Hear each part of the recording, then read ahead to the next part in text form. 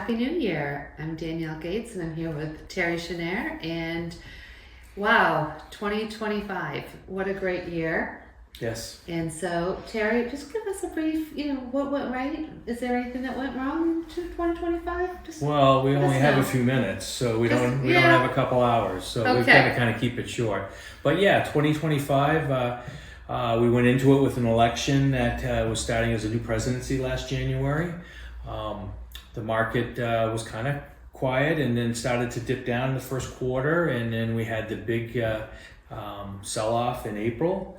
Where with the tariffs and all the enhancements that we were seeing with the changes in the political policies from the new president, which was kind of a little dark cloud. But from there was a great opportunity if we step back and look. And Yes. we took advantage of that for a lot of our clients. And we were able to see the rest of the year kind of finish quite strong. The Fed continues to reluctantly lower interest rates, I think, as they feel that there is that fear of inflation and the tariff inflation numbers that might come in, but we're not seeing a lot of that. So the Fed did lower rates a few weeks ago before the year ended, and probably here in January we're probably going to see a pause, and rates probably won't change. There will be a change in the regime as we go into May when the Federal Reserve Chairman, his term is up, so that's going to be interesting. But interest rates have been pretty steady.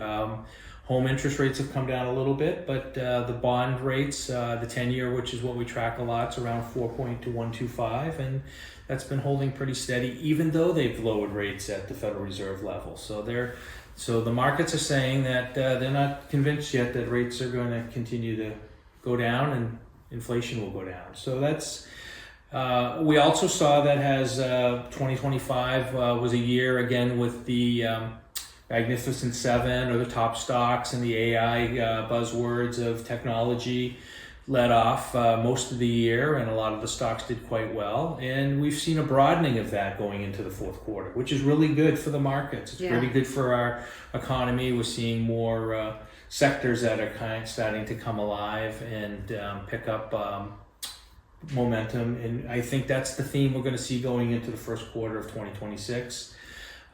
Because that's really truly what we want to talk about. So yeah. what do we have to look forward to 2026? Well, I think we're going to see that we're going to see over the whole year interest rates will continue to start to come down still when we do see a change in the Federal Reserve Chairman, and hopefully that we'll see some of the tariff fears start to wane on that, and our economy will continue to stay strong. We had 3 strong years of the economy and the markets, and we feel that going into 2026, first half, we'll see that continue. I'm sure there's going to be a few bumps in the road and things that we can't always predict, but I think we'll see the broadening of the markets and other sectors, but technology is still going to be the theme that leads us into enhanced productivity, enhance the ability of individuals to feel a more easier life, and the ability to handle the use of technology and what we do with all this. Yeah, we've definitely, I know at D. Gates Wealth Management, we've started using technology to be more productive and really ease into that AI.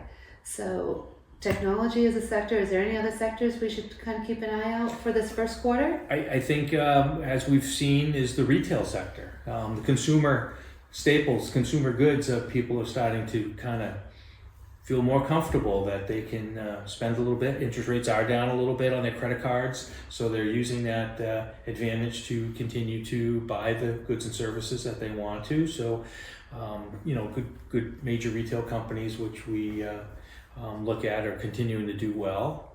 Price of gasoline, if you've looked at the pump lately, is down 25-30 cents in the last month or so, and the price of oil continues to be at a record low level for the last 4 or 5 years, which again shows that a savings to the consumer. So I think we are going to see other sectors that will continue to do well besides just technology, and those are some of the areas that we look at for where we're going to be investing for clients. I know our portfolios definitely look good. Is there any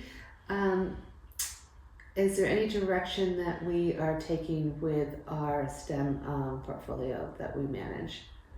Well, we've broadened out a little bit. Yeah, Technically, I kind of like to get through into the first, we'll have earnings starting to come out here in the next week or two as we move into January. So we'll find some other buys. And we've had some good stocks that we've purchased for our clients in there that have done really well. And I continue to feel that we stay diversified and stay focused, and we'll hopefully have a great first quarter. Great. And I know that we'll be offering a webinar that people can log into and ask questions and get more details with Terry later on, in the quarter. So look, or give us a call, send us an email, and we'll be providing you with more information on that. Yeah. So thanks, Terry, for That's this great. brief but informative. Happy New Year. I hope everyone had a great holiday, and looking forward to a great 2026. Great. Thank you. Thank you.